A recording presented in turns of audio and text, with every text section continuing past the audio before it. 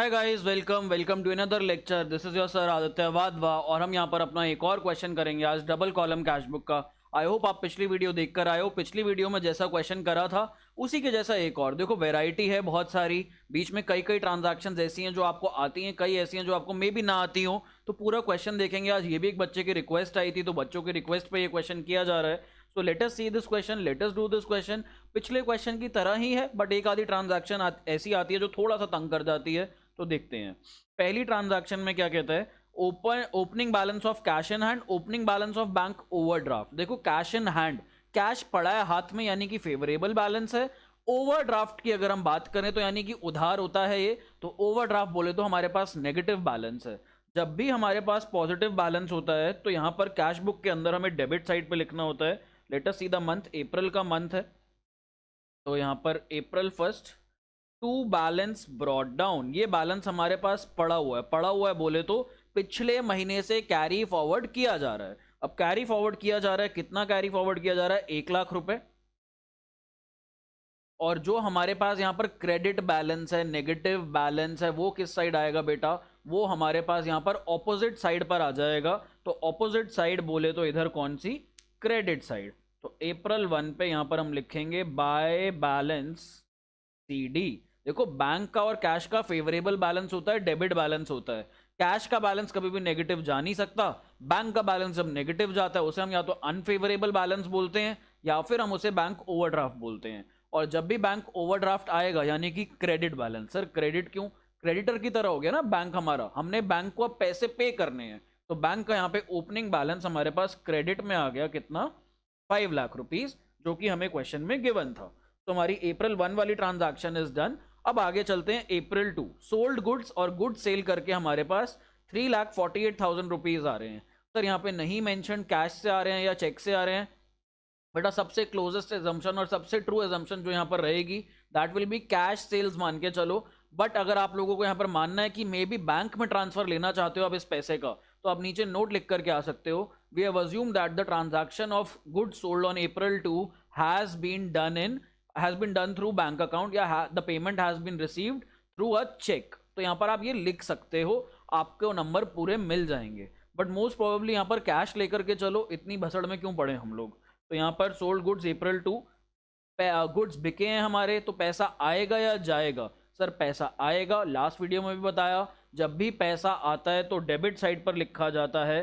तो अप्रैल 2 हम लोग डेबिट साइड पर लिखेंगे यहाँ पर टू सेल्स अकाउंट, और इधर हम लोग लिख देंगे कैश के अंदर 3,48,000। ये पैसा हमारे पास आ गया।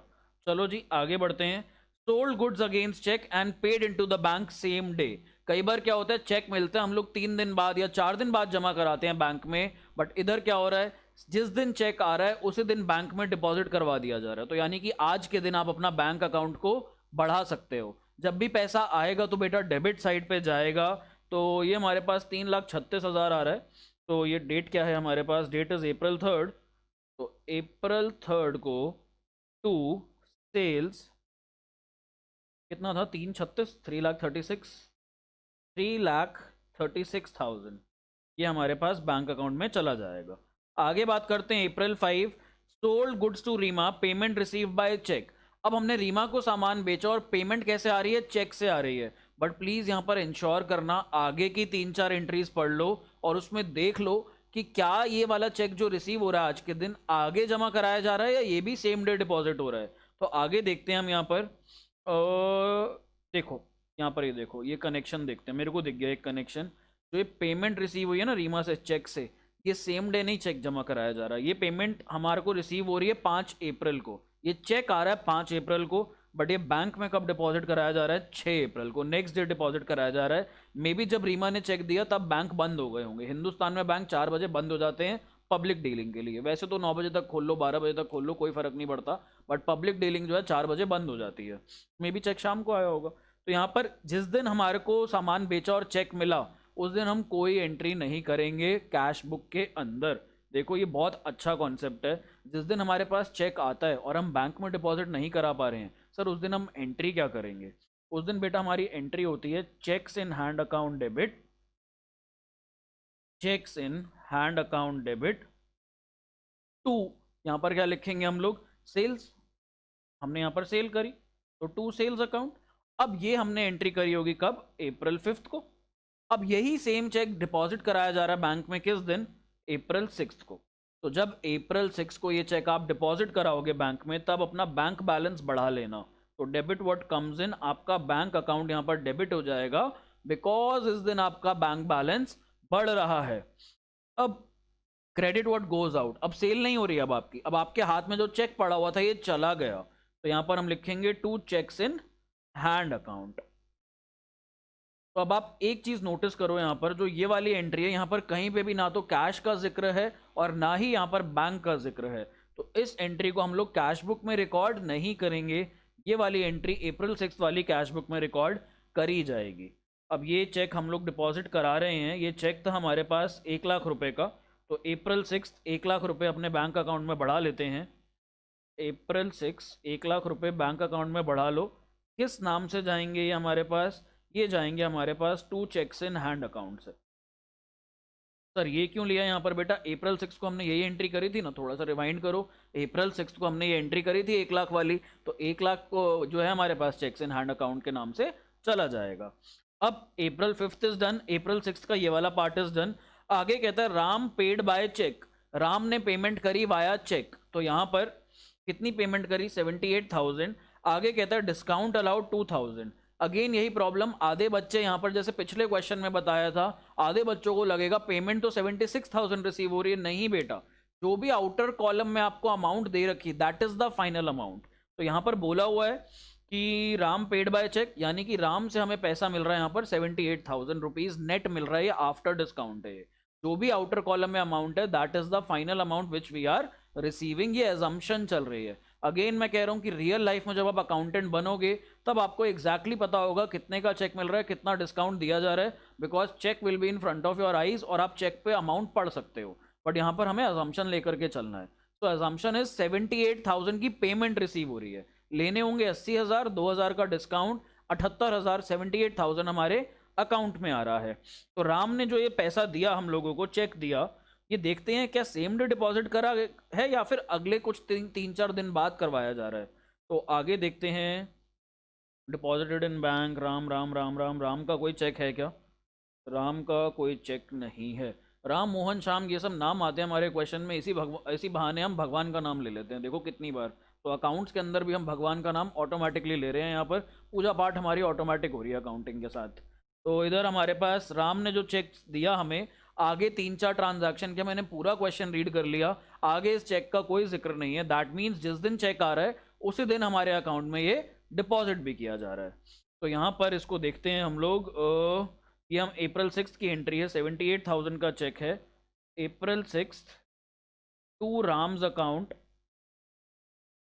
अब जिन बच्चों को लग रहा है सर डिस्काउंट क्यों नहीं लिया, यहाँ पर मैंने बेटा पिछली वीडियो में भी समझाया था, डिस्काउंट का कुछ लेना देना ही नहीं है। यहाँ पर डिस्काउंट जो हमारे पास जर्नल एंट्री बनेगी वो क्या बनेगी हमारे पास, bank account debit, discount allowed account debit to Ram's account. ये राम पेड बाय चेक का मतलब है राम पे कर रहा है हमें, हम नहीं पे कर रहे हैं, हम पेमेंट नहीं कर रहे, we are on the receiving end. तो यहाँ पर हमारी जो जर्नल एंट्री है that is bank account debit, discount allowed account debit to Ram account.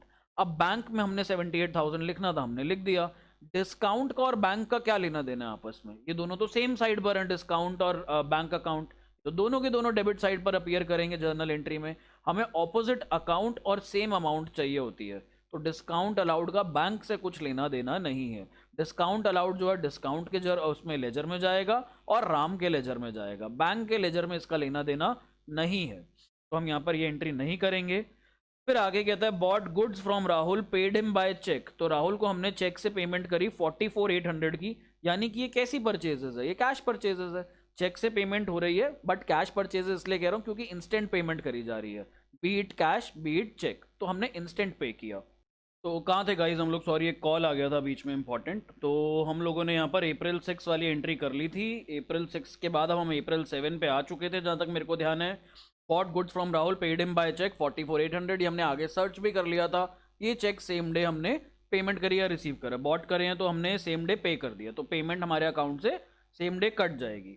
तो यहाँ पर 44,800 की हमें पेमेंट करनी है, पेमेंट जाएगी हमारे पास, तो एक क्रेडिट साइड पर आता है, हमने अब देखो ये कैसी परचेजेस है, ये हमारे पास कैश परचेजेस है। कैश परचेजेस बोले तो या तो कैश इंस्टेंट हम पे कर रहे हैं या चेक से इंस्टेंट पे कर रहे हैं, ऐसा नहीं बोलते बैंक परचेजेस है, बोला कैश परचेजेस ही जाता है। भले ही आप पेमेंट बैंक से कर लो, भले ही आप पेमेंट कैश में कर दो। तो यहाँ पर ये हम लिखेंगे बाय परचेजेस अकाउंट। अब मैं यहाँ पर ये क्यों समझा रहा हूँ, क्योंकि यहाँ पर ना नाम दिया हुआ है राहुल, तो यहाँ पर कई बच्चे सोचेंगे सर बाय राहुल अकाउंट लिखते हैं। नहीं बेटा, ये इंस्टेंट हम लोग पेमेंट कर रहे हैं यहाँ पर, तो हम लोगों को यहाँ पर बाय परचेजेस लिखना पड़ेगा, राहुल नहीं लिखना पड़ेगा। 44,800 हम लोग यहाँ पर चेक से पे कर रहे हैं। चलो जी, दिस इज डन। आगे कहते हैं salaries paid to staff by check.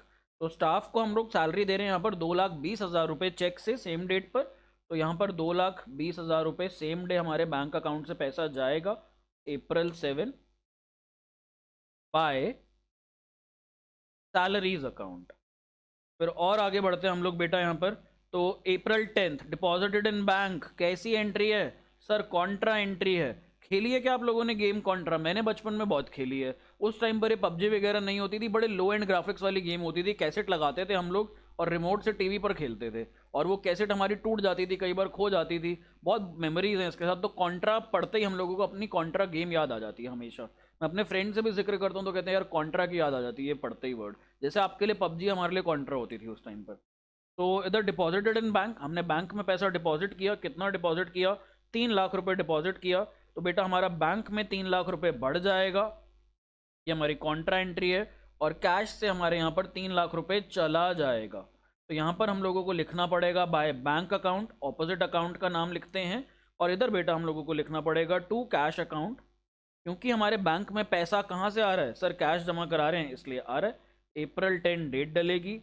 Contra entries cash book में दोनों साइड पे अपीयर करती हैं, ठीक। चलो जी, आगे कहते हैं received a cheque from Suresh and paid into bank.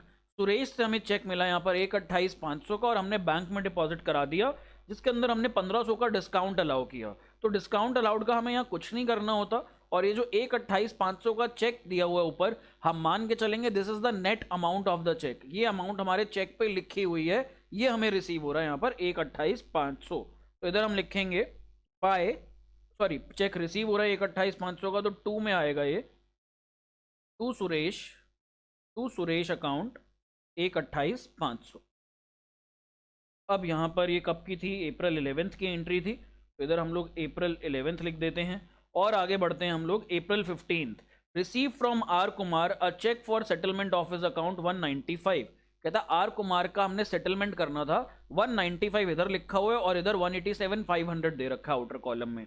तो सेटलमेंट का मतलब होता है कि सामने वाली पार्टी कम पे कर रही है। तो सर क्या ये बैड डेट्स हैं? बेटा बैड डेट्स तब होते हैं जब पार्टी इंसॉल्वेंट, दिवालिया या बैंकरप्ट हो जाए। तो हमारे पास ये बैड डेट्स नहीं है, ये हमें डिस्काउंट की तरह ही लेना पड़ेगा। हम मान के चलेंगे यहाँ पर उसके अकाउंट से हमने लेने थे 195, बट अब हमें यहाँ पर पेमेंट मिल रही है 187,500 रुपीज़ की। तो आर कुमार जी हमें 187,500 की पेमेंट कर रहे हैं। जो भी अमाउंट आउटर कॉलम में होती है that is the net amount paid और रिसीव्ड। ये मैं बार बार बोल रहा हूँ, प्लीज इसमें डिस्काउंट और माइनस मत करके आ जाना। तो 187,500 आर कुमार से मिल रहे हैं April 15 को। 187,500 to R Kumar account April 15, ठीक। चलिए जी, paid wages in cash, wages दे रहे हैं 30,000 रुपये कैश में, तो हमारा कैश कम हो जाएगा यहाँ पर, और इधर हम लोग लिख देंगे बाय वेजेस अकाउंट, और ये मेरे ख्याल से April 16 की एंट्री है हमारी, तो April 18 की है, 16 की नहीं है 18 की है। तो April 18 कर लो इसको। ये तो बहुत सिंपल थी, हो गई। बैंक चार्जेस, बैंक कई बार चार्जेस लगाता है हमारे अकाउंट में। क्यों चार्जेस लगाता है? या तो हमारा अकाउंट बैलेंस मिनिमम बैलेंस से लो हो गया होगा सर, मतलब जैसे मैंने HDFC में अकाउंट खुलवाया हुआ और एक्सिस बैंक में खुलवाया हुआ है, तो वो लोग कहते हैं एक्सिस वाले कि आपका मिनिमम बैलेंस 10,000 होना चाहिए मंथली, नहीं तो हम आपके अकाउंट पे चार्ज लगा देंगे अगर कम हो गया तो चार्जेस लगते हैं। कई बार वो हमें SMS जो फैसिलिटी देते हैं या ATM कार्ड की फैसिलिटी देते हैं, उसके ऊपर भी चार्जेस काटते हैं। तो चार्जेस कैसे बोलते हैं? हमसे कैश में मंगवाते हैं क्या? नहीं, हमारे बैंक अकाउंट से ऑटोमेटिक डिडक्ट कर देते हैं। तो बैंक चार्जेस यहाँ पर हैं 5,000 रुपये के, तो यहाँ पर हम लिखेंगे 5,000 by bank charges account, by bank charges account. ये कॉन्ट्रा एंट्री में मैं यहाँ पर C लिखना भूल गया था, प्लीज़ ये लिख लेना। तो ये अप्रैल 20 को है, अप्रैल 20th, दिस इज डन। अब हमारे पास दो चीजें हैं यहाँ पर, विड्रू फ्रॉम बैंक और withdrew from bank for personal use. Please समझो, ड्रू का या ड्रॉ का मतलब ड्राइंग्स नहीं होता। ये चीज अपने जहन में, अपने दिमाग में, अपनी आत्मा में, अपनी कॉपी में, सब जगह उतार लो इस चीज को। इस चीज को मिस मत करना। इस पॉइंट पे काफी बच्चों के एग्जाम में गलती होती है। विड्रू का मतलब ये होता है निकालना। अब बिजनेस यूज के लिए निकाल रहे हो so that is not drawings, but अगर आप पर्सनल यूज के लिए पैसा निकाल रहे हो दैट इज ड्राइंग्स यहाँ पर। तो अब यहाँ पर विड्रू फ्रॉम बैंक, ये वाली हमारे पास जाएगी कॉन्ट्रा एंट्री। मैंने आपको बताया था लास्ट वीडियो में भी, बैंक से पैसा निकलवाना या बैंक में पैसा जमा कराना, this is known as contra entry. और ये हमारे पास ड्राइंग्स वाली एंट्री है यहाँ पर। तो बैंक से पैसा निकलवाया 1 लाख रुपए, पहले ये एंट्री करते हैं अप्रैल 22। बैंक से निकलवा रहे हैं तो बैंक में 1 लाख रुपए क्रेडिट, और यही पैसा हमारे पास कैश में आ जाएगा, तो कैश में 1 लाख रुपए डेबिट। तो अप्रैल 22, इधर भी हम लोग लिखेंगे अप्रैल 22, और इधर हम लोग लिख देंगे टू बैंक अकाउंट। हमारे पास कैश में पैसा आ रहा है, किस वजह से आ रहा है? ऑपोजिट अकाउंट की वजह से। Opposite account is bank account. और यहां पर हमारे पास बैंक से पैसा जा रहा है, क्यों जा रहा है? क्योंकि वो पैसा हमने कैश में निकलवा लिया है, तो बाय कैश अकाउंट हमारे पास इधर आ जाएगा। अब और आगे बढ़ते हैं हम लोग। कहता है withdrew from bank for personal use. Personal use के लिए 1,20,000 निकलवाए जा रहे हैं बैंक से, तो क्रेडिट साइड पे आ जाएगा बेटा। जब भी बिजनेस से पैसा जाएगा वो हमारे पास क्रेडिट साइड पे आएगा, तो बाय ड्राइंग्स अकाउंट लिखेंगे यहाँ पर। ये हमारी कॉन्ट्रा एंट्री नहीं है, क्योंकि ये पर्सनल यूज के लिए निकाला जा रहा है। ऊपर हम लोग ऑफिशियल यूज के लिए निकाल रहे थे, यहाँ पर ये ऑफिशियल यूज के लिए था। सर लिखा तो है नहीं ऑफिशियल यूज। जब तक मेंशन ना हो तब तक हम मान के चलेंगे जितनी भी एंट्रीज हो रही हैं वो किस लिए हो रही हैं, वो हमारे ऑफिशियल पर्पसेस के लिए ही हो रही हैं, पर्सनल पर्पसेस के लिए नहीं हो रही हैं। आगे April 25, paid electricity bill by cheque. Cheque से हमने इलेक्ट्रिसिटी बिल पे करा 31,500 का 25 अप्रैल को, तो यानी कि पैसा जा रहा है 31,500 बाय इलेक्ट्रिसिटी एक्सपेंसेस, या इलेक्ट्रिसिटी अकाउंट, या इलेक्ट्रिसिटी बिल अकाउंट, आपका जो मन करे आप वो लिख सकते हो, कोई हार्ड एंड फास्ट रूल नहीं है। आगे कहता है issued a cheque to Sudha as advance for purchase of house for Gaurav. अब देखो गौरव कौन है, यदि आपने ऊपर क्वेश्चन ढंग से देखा होता तो यहाँ पर ये बोल रहा है गौरव हमारा कौन है? प्रोपराइटर है, ओनर है, मालिक है। अब इशूड अ चेक टू सुधा, हम सुधा को चेक दे रहे हैं, किस लिए दे रहे हैं? हमारे मालिक का, हमारे ओनर का, हमारे प्रोपराइटर का घर खरीदने के लिए। तो ये कैसी ट्रांजैक्शन है, ऑफिशियल या पर्सनल? आधे बच्चों का आंसर आ चुका है सर ये ड्राइंग्स है, क्योंकि ये पर्सनल ट्रांजैक्शन है। तो 2 लाख का चेक एडवांस में दे रहे हैं, जैसे मर्जी दे। अब 2 लाख का चेक हमारे बिजनेस से जा रहा है, जाएगा पैसा तो क्रेडिट साइड पर, और किस नाम से आएगा ये बेटा? ये हमारे पास ड्राइंग्स के नाम से आएगा। तो बाय ड्राइंग्स अकाउंट हम यहाँ पर लिख देंगे अप्रैल 25 को।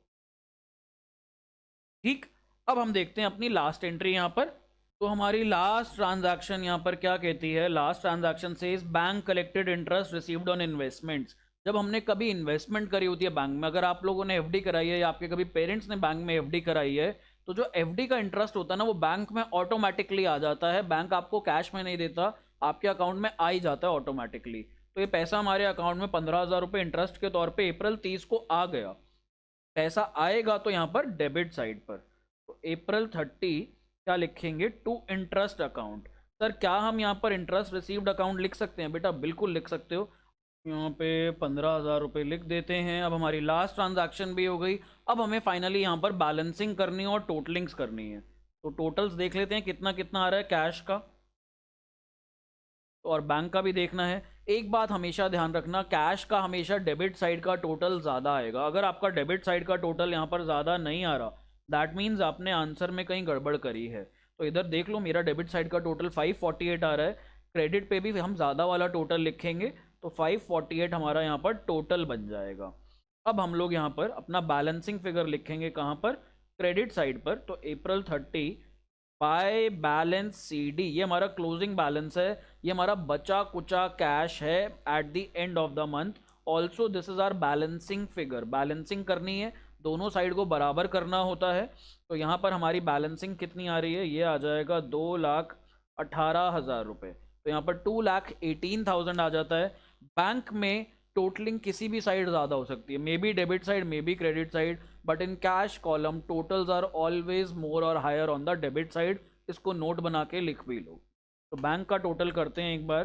हमारे पास क्रेडिट का टोटल कितना आ रहा है, 5 lakh plus 44,800 plus 2,20,000 plus 5,000 plus 1 lakh plus 1,20,000 plus 31,500 plus 2 lakh.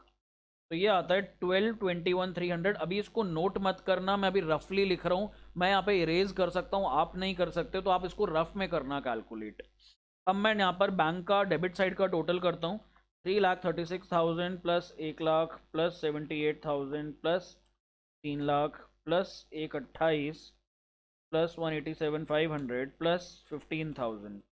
Okay, तो यहाँ पर टोटल आ रहा है 11,44,500 और क्रेडिट साइड पे आ रहा है 12,21,300। लेजर में हमें हमेशा ज़्यादा वाला टोटल लिखना होता है, तो क्रेडिट साइड पे ज़्यादा टोटल आ रहा है हमारा, हम वही टोटल उठा करके यहाँ पर डेबिट साइड पर भी लिख देंगे 12,21,300, ये इस साइड भी आ जाएगा। अब बैलेंसिंग फिगर बैंक का किस साइड आ रहा है बेटा, बैंक का बैलेंसिंग फिगर डेबिट साइड पर आ रहा है, तो टू बैलेंस सी डी हमें यहाँ पर लिखना पड़ेगा। 1221 में से 1144 माइनस कर लो, 1221,300 माइनस 1144,500, तो ये हमारे पास निकल के आ जाता है 76,800। हमारा जो आंसर आ रहा है यहाँ पर दैट इज 76,800।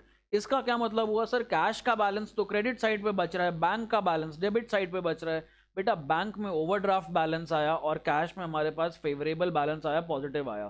कैश हमारे पास पड़ा है इन हैंड, 2,18,000 बचा होगा हमारे बिजनेस में। जब हम ड्रॉर खोलेंगे अपने बिजनेस का, चेक करेंगे वहाँ पे 2,18 होगा कैश, बट जब हम बैंक में फ़ोन लगाएंगे, हाँ भाई हमारा बैलेंस कितना है, तो वहाँ पे बैंक का मैनेजर बोलेगा सर आपका ओवरड्राफ्ट चल रहा है 76,800 का, कृपया ऐसे जल्दी जमा कराएं। तो हमारा आंसर एक बार हम चेक कर लेते हैं। तो हमारा आंसर अगर हम यहाँ पर देखें नीचे, मैंने जो आंसर छुपाया हुआ था 2,18,000 और 76,300, oh sorry my calculation mistake, ये 300, ये 76,800 नहीं है, ये दिस इज 76,300। यहाँ पर मैं फिर भी एक बार क्रॉस चेक कर लेता हूँ।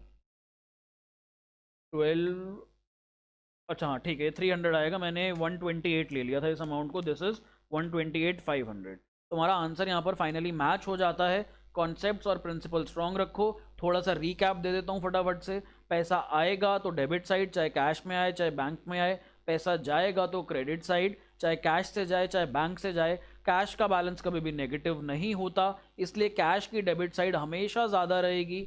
बैंक का बैलेंस नेगेटिव भी हो सकता है, तो बैंक की डेबिट या क्रेडिट कोई भी साइड ज़्यादा कम हो सकती है। बैंक से पैसा निकलवाएंगे या बैंक में पैसा जमा कराएंगे, जब तक कुछ मेंशन नहीं है तो यही मान के चलेंगे ऑफिशियल पर्पस के लिए है। इन दोनों एंट्रीज को कॉन्ट्रा एंट्री बोला जाता है। जब भी बैंक से पर्सनल पर्पसेस के लिए पैसा निकलवाया जाएगा तो उसको हम लोग क्या बोलेंगे, यहाँ पर ड्रॉइंग्स बोलेंगे। तो that's all in this video and most probably in this chapter. इसके बाद आपका पेटी कैश बुक रह जाता है, उसकी वीडियो भी आपको ऐप पे मिल जाएगी, अवेलेबल है।